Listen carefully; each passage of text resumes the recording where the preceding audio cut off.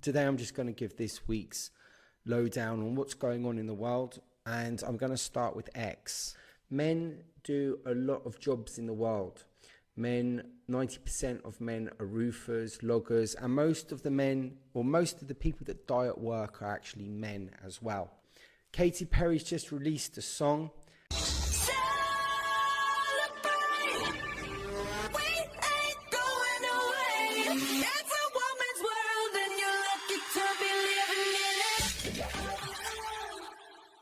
So it's a woman's world and you're lucky to be living in it. But it's not a woman's world. It's actually a human world. And humans were developed by God. And God isn't sexual. And he didn't make the world for men or women. And he didn't actually make the world for humans. Humans are not the owners of this world. We might be guardians. So she comes from a gospel background. Both her parents are preachers. And she's failed to understand one of the basic reasons why we're living, which is to guard the world. And it's not for women. It's not a woman's world. It's not a man's world. It's actually a world which is meant for God's creations, which involves plants. From a shamanic position, to think that the world is only for us. There are unseen universes around as well.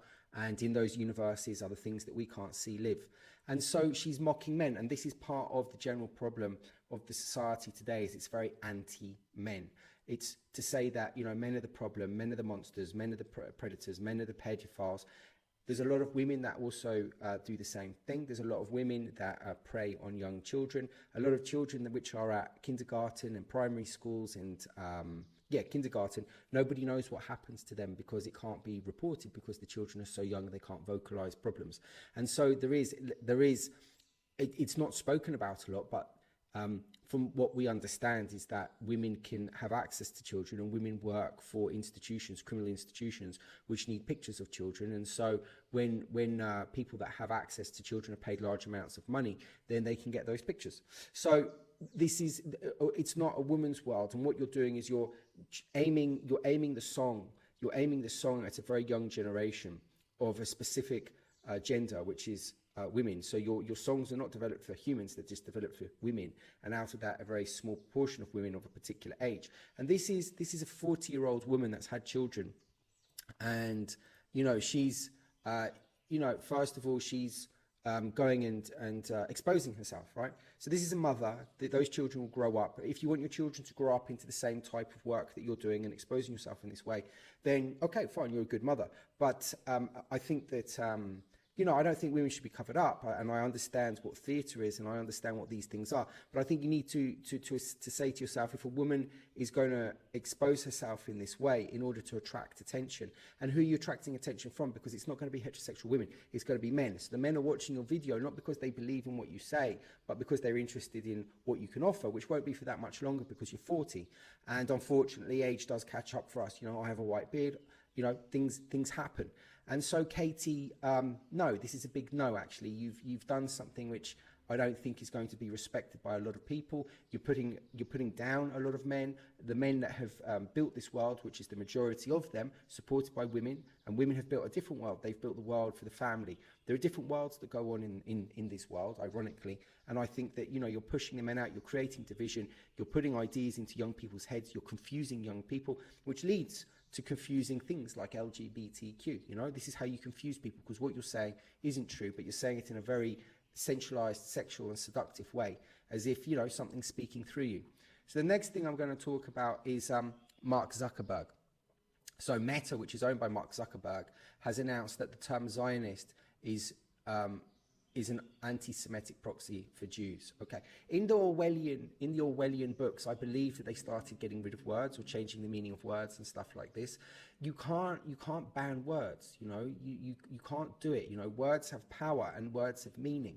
And what you're doing is you're telling people what they can write and what they can't write by censoring particular words. You don't have a right to censor words. Words don't belong to you. You've got a platform and you wish to censor particular words on your platform.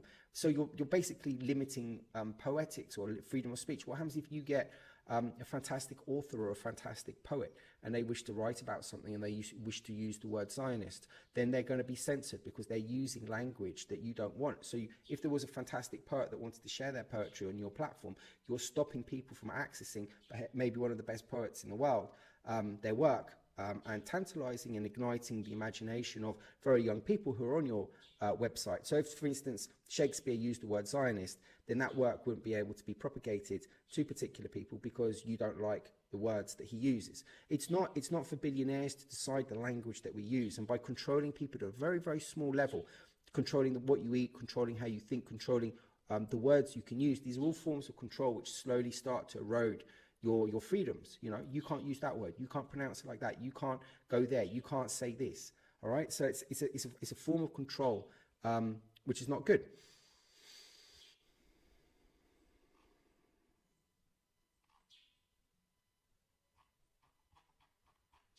And what are you going to call a Zionist then, if you're not allowed to call them a Zionist? Because obviously a group of people exist that are Zionists. So what do you call them if they're not? I mean, it's just strange. You don't. This is what billionaires. This is going to cause problems because billionaires are very powerful, and I think in the future, one of my predictions is that they'll try to limit the power of billionaires. I mean, if you've got someone like Jeff Bezos that bans books, so that you can't read those books, he's starting to ban literature.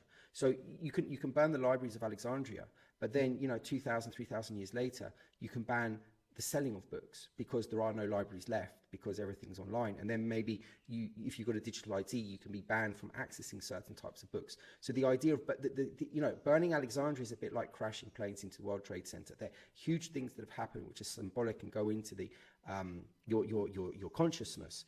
And what lays behind the burning of Alexandria is the destruction of information and the limitations of people receiving very important literature or mystical knowledge. So, for instance, if there was a lot of texts from the Gnostics, which were pre- and post-Christian, and the pre-Christian Gnostics had information on who Jesus was, but the Christians, Catholic Church, didn't want that information to get out because they would lose control over people. Because if they can tell the people that they're the only ones that can sell Jesus and sell the Bible, then all of the money that people wish to give them has to go to them and to no one else. So it's about control over ideas and perceptions and control over thoughts. Okay, so it's another form of control, and billionaires don't have a right to do this, just as Bill Gates doesn't have a right to tell us how to live and what food to eat and what he should do with the climate, which I'll come to in a minute.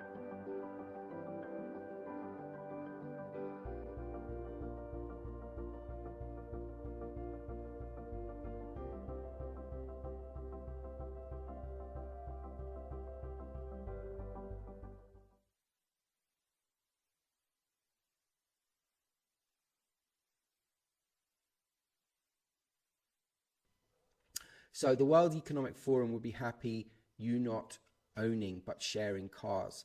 The Netherlands is building a new neighborhood where every car must be shared. There will be one vehicle for every 3 homes and no space for privately owned cars. Or residents will be encouraged to cycle, use public transport to borrow. Okay, so on one hand, this is okay, because what's happening is that the old cities like London and Rome and Florence, they're becoming a bit like museums, and there's a lot of immigration going into them, and it's pushing the locals out. And these cities were once beautiful and now being turned into monstrous architectural expressions of modernism and postmodernism. A lot of beautiful buildings in the past were destroyed in order to make way for skyscrapers and rubbish and shopping malls and stuff like this. And I think that on one hand it is important. That we do have modern cities. But what's happening is that these modern cities will then become cities of control. Even Trump wants to have 10 modern cities. But really what we need cities of freedom, which is what Trump has put forward, I believe, in Agenda 47 or something like that. So what you need cities which are there to have modern amenities. Whether if you have a car or you don't have a car, you should be able to have a car, but there should be a service that is so good that you don't need to have a car. Like, for instance, schools. You should be able to send your children to private schools, but the state education should be so good that nobody does, which is sort of roughly what happens in Germany. And I think we're going to see a lot of people and countries and cities start to build new cities. In Saudi Arabia, MBS, he started to build the line, hasn't he? And so there are these ideas to sort of bring in modern technology into our lives. However, these new cities should be integrated into technology, integrated into nature, because we come from nature and we need to have a link to nature, because if we disassociate ourselves from nature, then we become psychopaths, because it's nature, it's our relationship with nature, the sun, the water, the earth, all of those things that make us human, because humanity has all of those chemicals and those elements in our body. And what we're trying to do is we're trying to take out those elements, or we're trying to disassociate ourselves from those elements and put different elements into our body in the form of chips. So Neuralink is there putting things into our body when we need to be taking, illnesses and chemicals out of our body, and we need to be replacing them by things in nature that have life. So for instance, vegetables and fruit, they contain life in them, and we consume that life. And a lot of the food that we eat is dead. So in what direction are these cities going to go? They're selling it as, cycles, public transports, communist idea of sharing everything. Okay, fine. That would come out as some sort of Uber thing, and it might be really good, and yep, fantastic. But on the other end, it might have more digital control over people. So there are more cameras. It's more difficult to be free. You have these 15-minute cities. You have these 15-minute locations in cities where you can't get out. So you have to be quite careful about what's going on there. Okay, so Bill Gates is backing the first high-altitude experiment of one radical climate change solution, creating a massive chemical cloud that can cool the Earth. It's called solar geoengineering, and it's highly controversial. Let's have a list. Bill Gates is backing the first high-altitude experiment of one radical climate change solution, creating a massive chemical cloud that could cool the Earth. It's called solar geoengineering, and it's highly controversial. How long will it be that countries keep experiencing these climate impacts before someone gets desperate and says, hey, we need to cool the planet with solar geoengineering? It would look something like this. Thousands of planes would fly very high and use nozzles to inject millions of tons of light-reflecting particles into the stratosphere. It would create a thin chemical cloud of those particles around the whole planet, blocking some sunlight from reaching the surface. It would mimic a giant volcanic eruption, which we know cools the Earth. As we can see, this isn't the best thing in the world. What's happened before is there have been like a lot of people seeing sprayed stuff going all over the sky. There's a lot of problems in England at the moment. People are saying that the sky is just always grey. England has a reputation for being grey, but people, if there are people in England complaining about the grey sky, which they normally, well, they always mention it, but they don't complain because it's just always there. But there are some days of blue, but they're saying there are no blue skies anymore. And when you look at things like Blade Runner and other films, sci-fi films, sometimes in these sci-fi films, the whole world is sort of quite grey. And normally what's happened is either there's too much pollution or we've damaged the ozone layer. And so what's happened is we've put this sort of protective layer around. And then what happens is the governments realise that the ozone layer has healed, but they don't take over this, they don't take out this grey layer that they've left there, so that they can keeping the people under control through one way or another. I don't know, paying taxes to keep something, to keep these chemicals there. And what this is about is if you block the sun, then the sun can't warm the earth. But the other problem is that humans need sun. It changes our mood, it changes our mind, it changes everything about us. And I think that this is actually, you could be read as an attack on people, because we need to have the sun in our lives. It's so important to have fresh water, which none of us have, to have fresh food, which little of us have, to have unvaccinated animals, which very few have, to eat. And now, our world is going to be changed by these engineering things. Now, this is hubris. Hubris is when someone flies too close to the sun after they've made wings made out of wax. We have no idea about what we're doing. What happens with all of these chemicals? Well, they fall to earth. Then what happens? You breathe them in, you eat them. What are these chemicals? What's the reaction? And again, very much like these other science, in the past when you had scientific experiments, the doctors used to experiment on themselves first because they were altruistic. They believed in what they did. Now they experiment on everyone else.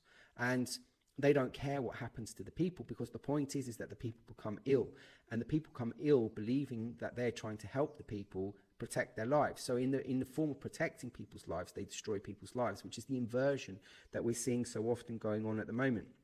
And there are prophecies as well about what will happen. One of the prophecies that I've heard is that there'll be a time when the sky will go red or yellow or orange or something like this, and it's going to be a warning. And I can see them spraying this stuff into the sky, and either there being a reaction where it goes that color, or the thing actually being that color. And I think that what they're doing is very dangerous. They've been doing it for a long time. Many people have been called conspiracy theorists, these chemtrails have always been around, and now that it's coming out, that this cloud seeding is coming out as well. And it was true all along. The chemtrails were happening and did happen, and it was denied. And we need to ask ourselves, well, what other things are happening that the government's denying that in 30, 40 years are going to come out as if, oh yeah, well, the last people in government, like 20 times ago, they said it wasn't, but it was. So go and get them and put them in prison. Oh, they're all dead. Well, there's nothing that we can do. But they started the process off. So again, you can't trust the government, and, all sorts of problems there. Again, a lot of people writing about stuff. Going over to NATO, NATO's budget. Okay, let's just have a listen to. NATO means a future I can look forward to, knowing we are not alone. NATO means supporting our Ukrainian friends in times of need. Slava Ukraini! NATO means our future, stronger together. NATO means protecting each other for the past 75 years and for the years to come.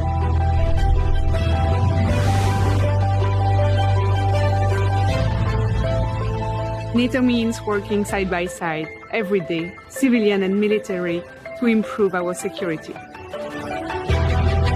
NATO means celebrating our differences and overcoming challenges together. NATO means living in a free society and a chance to shape our own future. NATO means serving a greater purpose to protect the ones that I love the most.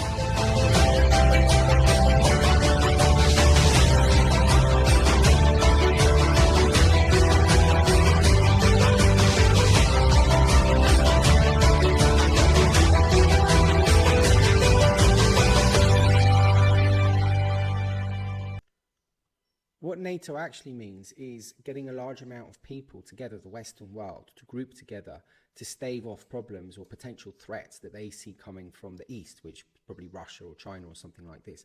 However, NATO, which is sort of the Western alliance, are sort of now being threatened and pushed by an Eastern alliance, which is called BRICS. NATO expanded eastwards, which they said that they wouldn't, and they were expanding up to Russia's border where they could put missiles, especially nuclear ones. And Russia didn't like it, so Russia invaded Ukraine. So the war in Ukraine, one could argue, was caused by NATO. So NATO's there trying to protect us, and then NATO's there creating potential Third World War. What we're seeing at the moment as well is we're starting to see people like General Władysław Kukula urging the nation to prepare for a full-scale conflict. He's a Polish general.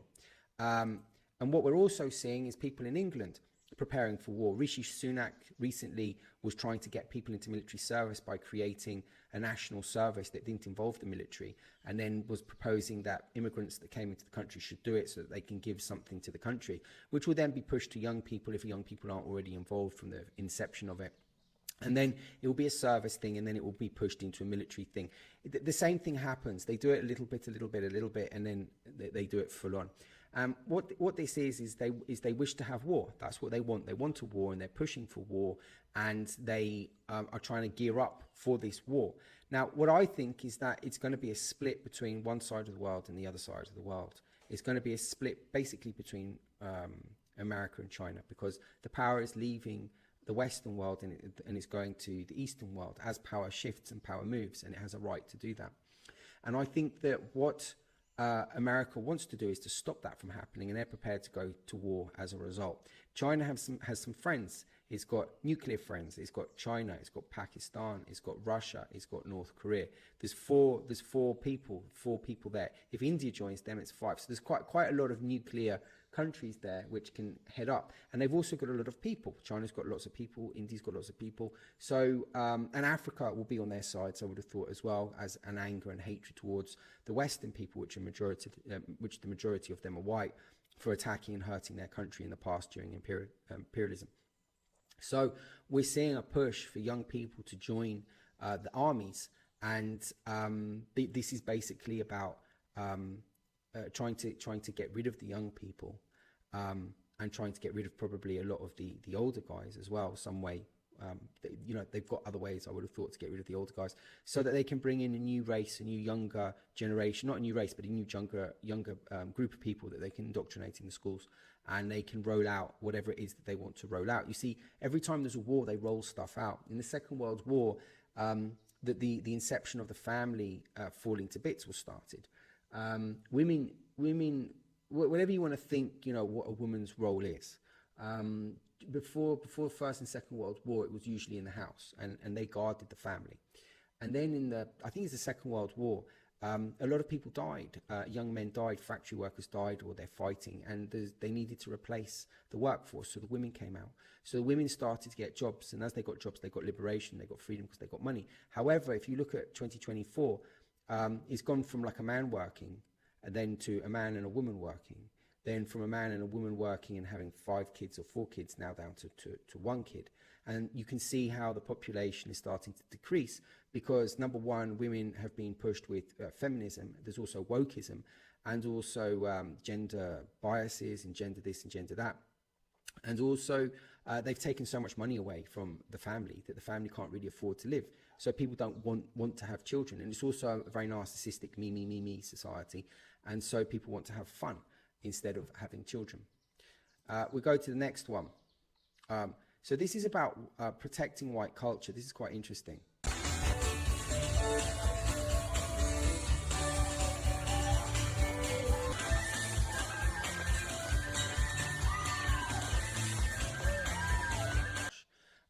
I think that culture, culture has always been helped by other cultures. If you look at Van Gogh's art was helped by Japanese culture. If you look at Picasso's work was helped by African culture, especially the masks.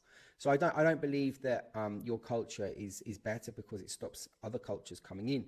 But the other cultures didn't come into the societies. They were met, by artists, and they weren't forced by war. And I think that we are going to see a lot of white cultured lands start to push back. And this can be good and it can be bad. On the good side, it's good because it means that white people start to look at their culture. What really are they? Are you a drinking culture? Are you a sex culture? Are you a pop culture? What are you? What is it that made us who we are? And I think it's time for reflection. I think going and beating people up in foreign lands while drunk because of football, I don't see that as culture. I don't see Charles and on horses and military parades as culture. I think that's just men trying to look important in uniforms and wear medals a lot have never fought for. And I don't see culture being built on the back of military exploitations as a good thing either. However, dance, art, music, and things like that. And there might or could be a push. I don't know if there'd be a revolution, but there's definitely a push to investigate what actually does it mean to be white? What actually does it mean to be a local or an indigenous in your lands? And living in other cultures, the indigenous people are very proud of their culture, even though they've been hit very hard by people that have come to their cultures and destroyed a lot of them, for instance, in Latin America and places like this. And I think that there needs to be more pride in culture, and a pride without arrogance. And I think that pride also happens without football and drink and drama and stuff like this. And so the English, culture is very literary. It's very literary. No, how do I say that? Literature. There's a lot of literature. You've got Blake. You've got now I'm on the spot, aren't I? Bacon, Blake. You've got obviously Shakespeare. But Shakespeare, I just never got into Shakespeare. There's a lot of writers, British writers. I mean Clarke. You've got, I'm trying to think, you've got Harry Potter now, haven't you? You've got poets, you've got Siegfried Sassoon, Brooke, you've got Wilfred Owen, you've got people like that. And, there's modern writers as well, but, you can have classical modern writers. Shakespeare's just it's difficult to relate because of the language. And so maybe some stuff needs to be updated a little bit, and, some new books will come out as classics and things that people should read and be pushed to the front. But I think that, it's important that people start to look at their culture and what they are instead of relying on drink and television and books like that. But we've got to be careful that we don't hate other people that aren't our culture and blame them for things when they can actually enrich our culture. And I think that's something that's important. Islam. State legislators in Texas passed a version of the much-debated American Law for American Courts bill. The bill bans Muslim Sharia law within the state, as well as certain practices that contradict American law. It was filed by Representative Dan Flynn after several court cases denied restraining orders or ruled against victims in domestic disputes because those individuals cited their Sharia law practices. Although many Muslim activists oppose the legislation, it's been voted for by both the House, the State House and Senate, and it will now head to the governor's desk for a signature. What we're seeing here is that in some countries like England, Sharia law, which is Islamic law, is taking over from the law of the land. And in order to allow people to live happily, to a certain extent in the UK, I think Sharia law has been allowed, especially when it comes to marriage. Because Islamic marriage falls outside of the laws of Christian marriage, because you can have 4 wives, and I think in Christianity and in English law you can only have 1. So without knowing too much about law, because there are other people from other cultures that can clash with the mother culture of the country that they're in. And so there's this push that we're seeing, which is that other people that come to a country have to respect the laws and the culture in that country. And when you have competing laws and culture, which is pushing the mother culture down or away, or is perceived to be, or there are actors which are saying that this is happening, the general perception might be that, you know, that culture is under attack. And so we're starting to see pushback. And Texas is having a large problem with its borders, as loads of Mexicans and people using Mexico as a gate to go into their culture. They are very sensitive about this issue, and as Europe is, because it's got a lot of immigration which is coming into it as well. So I think that there's going to be a push to try to get more, to try to defend the local culture. But my issue is that you've got to be very careful, because, you know, this once happened before in the Second World War, and it wasn't Islam, it was Judaism. And you know, I don't think that's going to happen again, but definitely this is going to rile, you know, Islamic identity and ideology, because they believe that they're correct, because they have their prophet, and they're not very much perceived as being an open religion, even though they say it's all about peace. And I don't want to get into the politics of, you know, what it is and what it isn't. It's more to do with Texas is taking an initiative to ban these things. And once these things start to be banned in one place, they'll be banned in another place. And the repercussions of this, you're going to get social divisions. There are not a lot, I wouldn't have thought, large percentages like there are in England and France of Muslim people and communities. And so it might be easier for Texas to do that. But for France to do it, it's going to become very difficult. And the push by Marie Le Pen to make people not wear a burqa, the women not have a burqa, is going to come with some resistance if she gets in. And so there are all sorts of pushbacks now against cultures which don't come from the local culture. Again, you might want to speak to how the indigenous people of America feel, or the people of New Zealand, or the Aborigine. How do they feel about this? You know, what do they feel is going on? But I'm not taking a side. I'm just telling you what's going on and what the people are going to start thinking and feeling, and what the reactions may or may not be.